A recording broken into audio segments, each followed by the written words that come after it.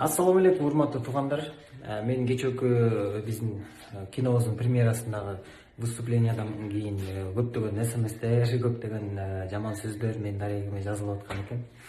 Туугандар, эми ал бул юмордо мен бир Садыр Жапаровду бир жаман айтып, бир жаман сындап, же тарапташтары жаман деп айткан жерим жок. Бул пародия, бул юмор.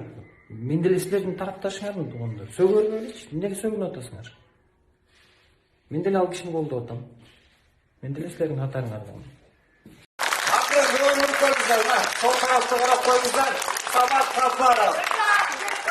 Келатат, мынакей, Самат Капаров келатат, меймандар.